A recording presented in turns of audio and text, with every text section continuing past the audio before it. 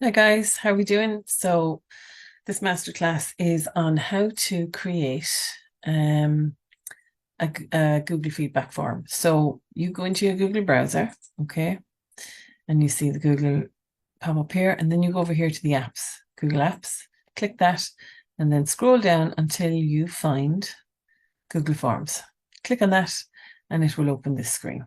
Okay, so it's open recent forms for me here because I've created recent forms. But for you, if you haven't created a form before, you'll just see start a new form with a blank and it'll give you a couple of different templates, right?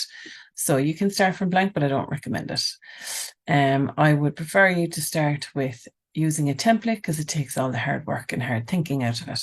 And you can just edit any of these templates to suit. So the job application is probably the most diverse. It's the one I use the most because for the person that's filling it out for your client, they just literally fill it out and click submit at the end and it goes. So it's easy peasy lemon squeezy. We want the easiest journey possible. Okay, you can use all these other ones. This is if you are trying to collect contact information for people who might be interested in your course, or if you want to do an intake form before they book for the course and you want to have a chat with them, the contact information form here, this would be very good to collect that. But for now, we're doing feedback forms. So this is after we deliver a service, we're creating a feedback form. We want to be able to send a feedback form to somebody. Okay, so we are going to click on job application. Okay, and this is just the type of form. You can change the name of it. I'll show you how to do all that. So everything here is editable, right? So we scroll down and everything is editable. So you can see they've just created a couple of basic questions there. Okay, we're going to change that. So we won't worry about the design for now. Okay, what we're going to do is we're going to work with the body of the form. So I'm going to make a couple of changes. So for example, I am going to just put in here client feedback form. So all I did was click into that box and it's like a Word document. You can edit it. So you can put it in bold and highlight it in bold, italics, whatever, all that jazz, right? So, and then down here, when you click down here, it highlights all the text. And then you just simply put in what you want them to do. So I'm just going to put, please complete your feedback, your feedback form. God, I can't spell back form.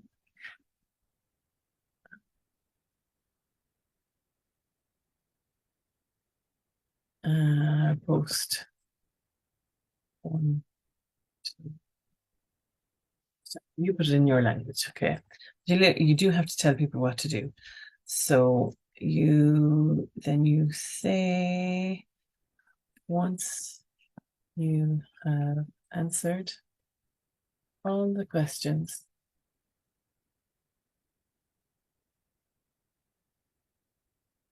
just click submit. And the form will be emailed to me. Please note all information in this form is completely confidential. Let me go spell. And for my eyes only. Okay. Again, put it in your own words. Okay, so you want to collect their first name, so we leave that as it is, and you want to collect their email. So you can see the red star, those are compulsory. They have to fill those out. Some people want their phone numbers. I don't necessarily need people's phone numbers, but you might want a phone number. And again, you can make it that it's compulsory. So how do you make it that it's compulsory?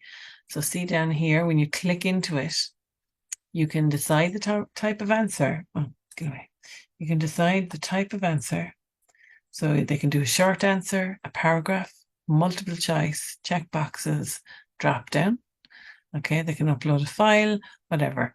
You're only going to need short answer, paragraph, multiple choice, and at most check boxes, right? You won't need any of the rest of them. Keep it simple for your people. And then if you want the red star to appear, you click on, oh, when I'm editing it, it won't come in. You click on required. If you don't require the information, you just click that off. Okay, and then the red star will disappear. So for now in this, they're just putting in their phone number and you're going to make it required. Okay. So you can see down here, you can delete that question or you can copy it. Totally up to you. So you might just want to duplicate the same thing, same format, and you can do that. And when you click that, it just adds in the same box twice. See?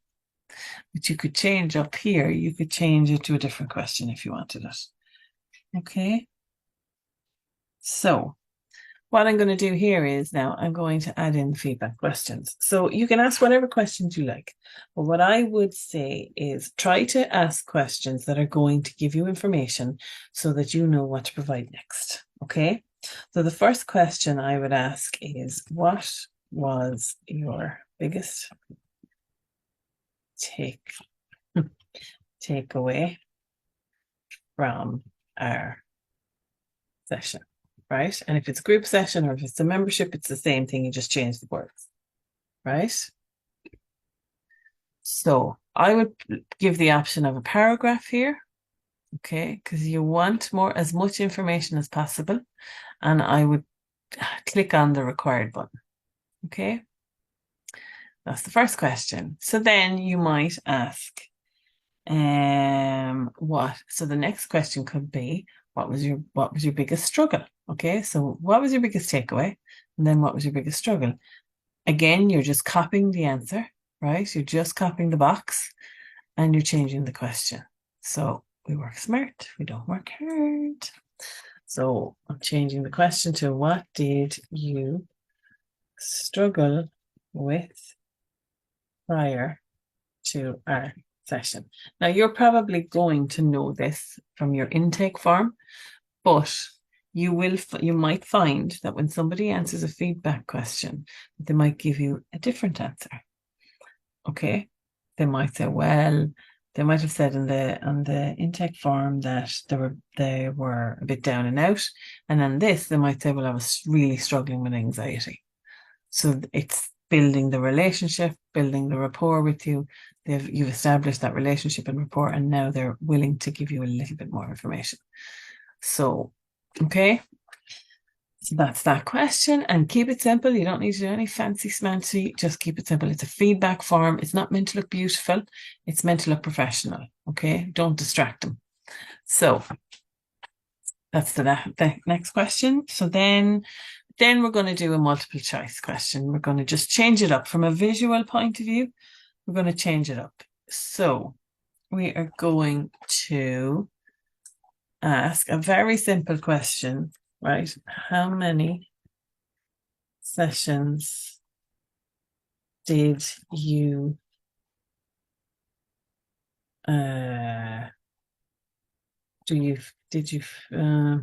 how many sessions did you attend? We just say, right? Now, I usually ask this question in a different way. So I ask this question in relation to my membership. And I would put, how many sessions did you attend this month? So if you have a membership, that's what you would ask. How many sessions did you attend this month? So whether you have Zooms or whatever it is. So, and in here, you would just put the answers. So there's a few automatically generated, but you just get a couple of options. So 1, 2, 3, none. So depending on how many sessions you have, we'll say if it's in a group membership or if they signed up to a section or a package of one-to-one sessions, it just gives you an inkling, right? So that gives you an idea as well as to how the person, when you've gotten their takeaway, you've gotten their struggle, how many sessions it took for you to get that. That gives you a little bit of research from your business point of view of how to adapt to individuals. So some people who suffer with anxiety might need one session. They might just need that clarity. They might need the reassurance that they've been suffering with the anxiety, and one session might do them. Another person who's completely unaware what anxiety is and how it can impact your life might need 3 sessions. They might need 6 sessions. So again, this is just giving you statistics, and these forms generate little graphs at the end based on the questions that you ask. They will, and the answers that you get, they'll generate little graphs for you so that you can see, if you're putting packages together, how many sessions it typically takes to clear something. Okay? Okay, so then the next question. So this would be, now we're forward thinking, right? So we've gathered the information, you found out what their struggle was, you found out what they took away, you found out how many sessions it's taken to help with that problem. So now you're going to ask a forward thinking question, okay? We're not going to do many questions. We're going to keep it short and we're going to keep it sweet. So what do you need? So if it's a one-to-one, what do you need to move? What do you need next to move forward? Okay. So that's in a one-to-one session. What do you need next to move forward? You could say to the next chapter of your story, one of my phrases. Or if it's a group membership, you could say, what topics do you need next month or next to help you move forward? Okay. So if you provide masterclasses, what topic masterclass do you need next? If you provide Zoom calls, what topics would you like me to cover in the Zoom calls next month or come in the coming months? You know, don't pin yourself too tight to your client's deadline or to your member's deadline. It has to work for you first and how you navigate your membership. You're just getting feedback for what to do in the future. I would hope that at this stage, if this is this month's feedback, that you have next month's content planned and you're looking for ideas for the following month and the months after that. Okay, don't tie yourself to too tight a timeline because you just don't know what will happen. And again, make sure that you turn on the required button because you want this information. Okay, turn on the required for every button except one question. Okay, so then one last question. And then what you try to do is, so you try to make this a little bit of, you try to create a little bit of uniqueness with this question. So for example, if you have a membership and you have 2 levels of that membership, you can put in here, okay, we'll just say, so I'll put subscription, RIP, subscription members only. So if you're doing a one-to-one, if you're sending this feedback to a one-to-one, then if they see subscription members only, it's going to create FOMO. And they might be like, oh, I didn't know she had a subscription. I want to know more about that. Okay, so subscription members only. What did you gain from the inner circle? We'll just say, or the well-being hub this month. Okay, so that's going to create FOMO. And it's going to generate a conversation. It's like an upsell without it being an upsell, right? So then you could put in brackets, although I don't tend to do this. You could put in brackets, right? If you're not a member of the Wellbeing Hub and you'd like to join us, please let me know. Okay, so what could you put in here? Yes, you have a paragraph there. So you could put a particular word. So you could put just answer like link please below or whatever. But keep it simple, right? Let's not overthink it. Let's not overcomplicate it. Make sure the required option is on. No, you don't turn on the required option for that because they may not be subscription members. Okay. So, and equally, if it's a subscription group you're sending this to, and you have two levels, and you have a level where you do one-to-one coaching, you can put one-to-one members only, or we'll say if you have different colors, like I have the gold membership in this membership, and I have in this section, I have gold members only. What did you gain from my one-to-one clarity call this month? Okay, from our one-to-one clarity call this month. So depending if you have different levels in your membership, it might encourage people to upgrade if you have capacity to do that. If you don't have capacity to do that, then leave that question out. Okay. But it is a way of helping your members who invest in you every month at a higher level to feel appreciated, and helping the people who may not know that you have this option available to question you and say, oh, you know what? I'd like to come in on that. Can you tell me what the details are? Okay, they might join your subscription as a result of it. This would be a very good strategy for one-to-one feedback. Okay, because it's telling them very discreetly that you have a membership and that you're available. Okay, so see all these. So that's the membership form completed, right? So we have, it's very simple. How many questions? 1, 2, 3, 4, 5. It's enough. People get bombarded and their head goes and they don't finish it. Okay, so these are all your editing tools down here. So if you decide I want to add another question, you can just click the button. If you want to import a question, you can. I don't do it. It's a bit messy. But by all means, try it. You can add a title and description if you want. You can add an image, you can add a video, and you can add another section. Okay. My advice is to keep it really simple. Okay.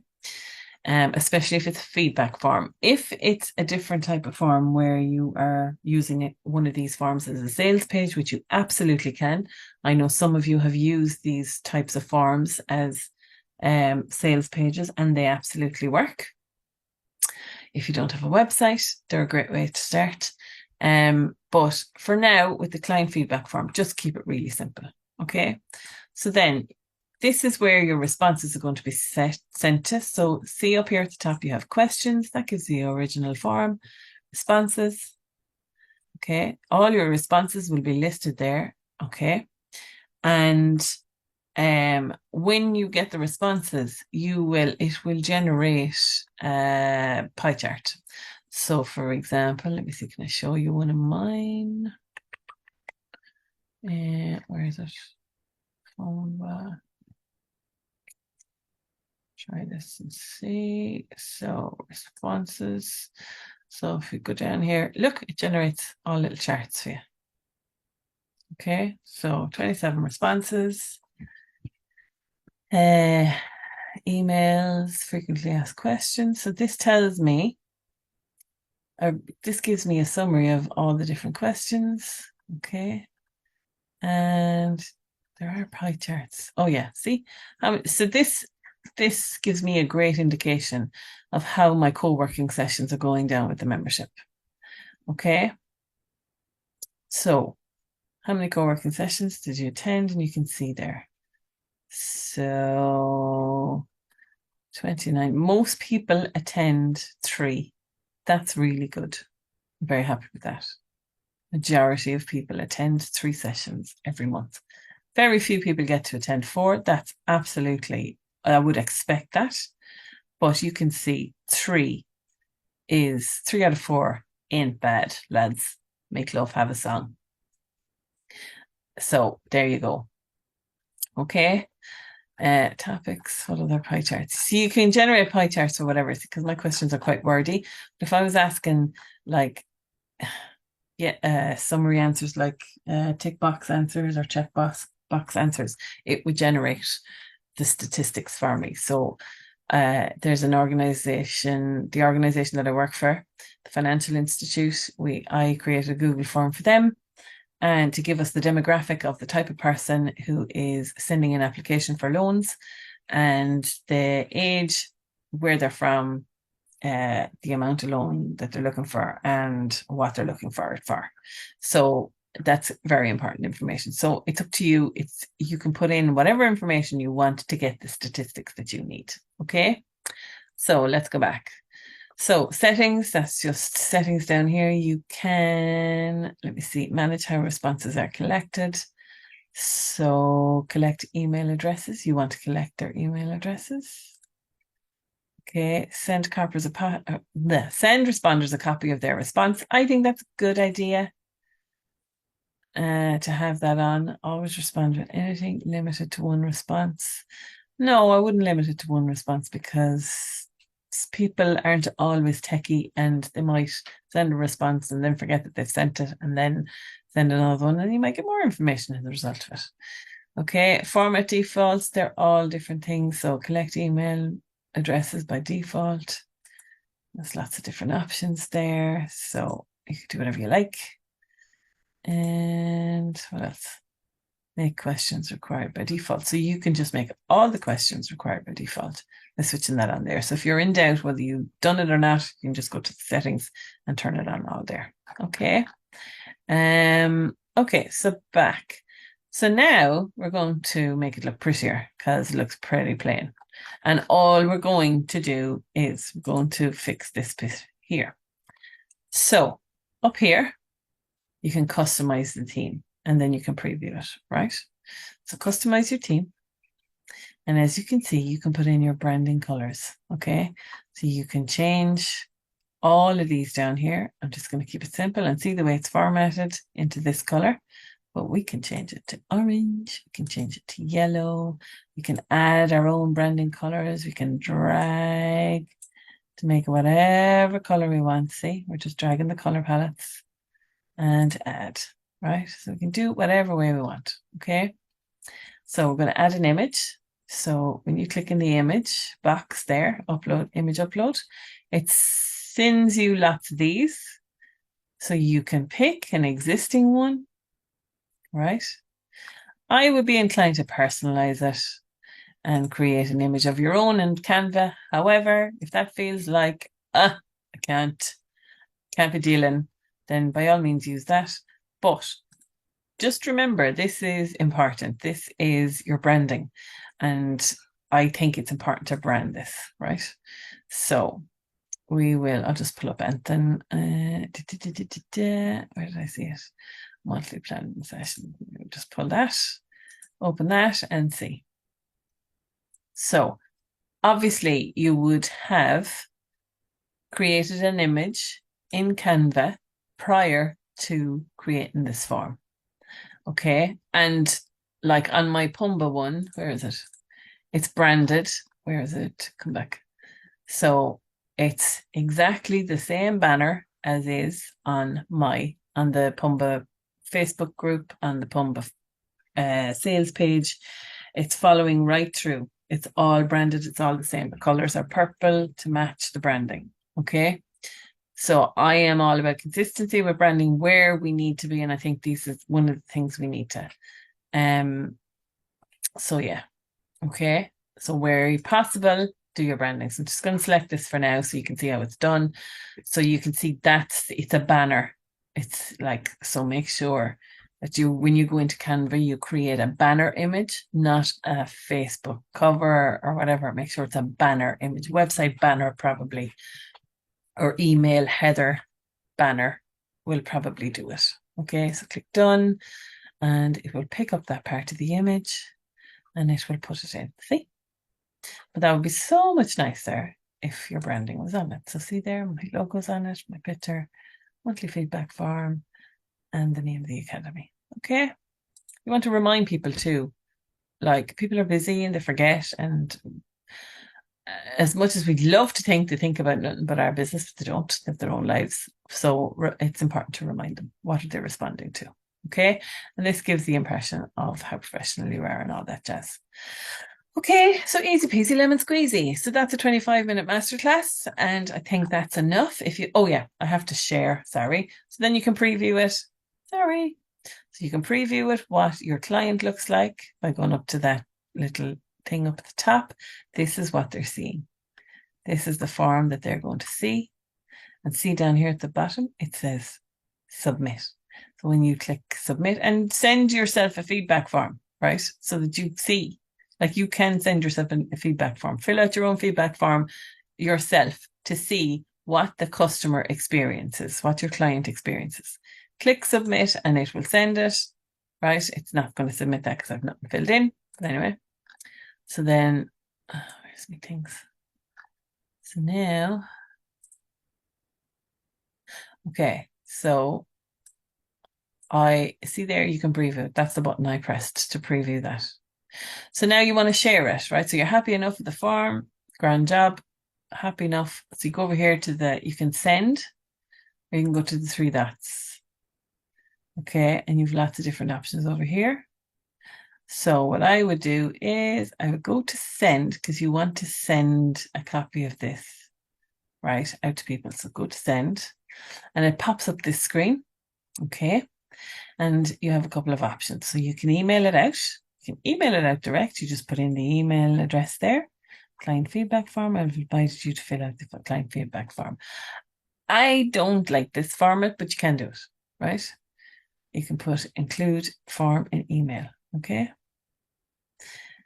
I prefer this. So you go and you get the link, right? So you click this, it's the link, and then you shorten it, because as you can see, it's a bigger link. So when you untick it, it's a big long gobbledygook.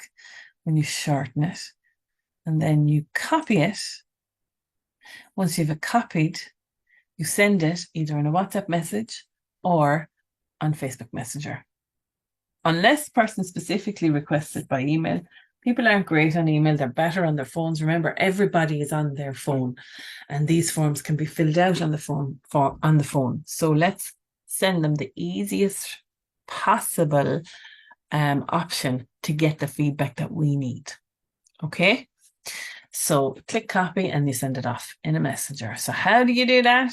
So whether it's WhatsApp, open my WhatsApp. Oh God. Wait. Oh, please. It's just so long since I opened it. Okay, get out. So it's the same process, right? So we just go to Messenger. I'm just going to send, who am I going to send? I usually send a message to myself, but we just say I'm sending it to Yvonne Seymour. I'll say, hi, Yvonne. Here is the feedback form we spoke about earlier. Please complete it and click submit at the end. And then you can send them whatever message, right? Whatever. And then just paste it in, and there you go. Easy peasy lemon squeezy. Click on the link and the form opens. All right. Easy peasy lemon squeezy. If you don't have a feedback form in your business, these are free. It's so important to send out feedback. We need to know what people want. Otherwise, we won't understand what people need from us, how we're helping them. And this helps you to generate content for your audience when you're building your know, like, and trust factor. So when you're thinking of your reels, when you're thinking of your stories that you're posting, and you're thinking of whatever posts you're creating on your social media, take your feedback form as market research. It's giving you content creation ideas. Okay, so they are a vital part of your business. If you're not getting feedback forms, or if you haven't introduced feedback forms into your business, then you're missing out. You can submit a feedback form to anybody for anything. So if you have delivered, like, we'll say if you have a Facebook group and you've decided to do a 5-day challenge in there, you can send out the feedback form. You can attach it into the Facebook group. So like, all you do is you come down. So where's it gone again? So there's the link to copy. So I've already copied it. I'm going to my Facebook group, and I'm going to go into Pumba just for this purpose of this training. And I am going to post the feedback form So I'm going to say, hi guys, here is the sample feedback form. I wouldn't be saying that now but like in feedback form I spoke about in this month's masterclass. Okay, and then return, paste the form and see what comes up. Client feedback form comes up. Okay, so what you would say, you're going to see this on the recording, okay, that I've posted this and it's in relation to this masterclass. But typically what I would say is, hi guys, here is your monthly feedback form, or here is your individual feedback form. Please take a moment or two to complete it. It takes just 5 minutes and submit it to me, blah, blah, blah. Okay. And then you can post that in the group and then you can pin it. Okay. To your close. You can pin it to your featured. Okay. So I'm going to pin it to featured. And there, then if you do a challenge again, or if you do one or looking for feedback again, you can just tag people in it. Okay. Easy peasy, lemon squeezy. Okay, so that's the masterclass for this month. So let me know if you have any questions. Let me know. We'll be back in the co-working session on Wednesday. Let me know if you have any questions. In the meantime, just post them into the group. Okay, have a great day. Can't wait to see all your forms created. So come in on the Friday post and let me know if you have created your feedback forms. These are the lifeblood of your business, so they're really, really important. Have a great day, guys.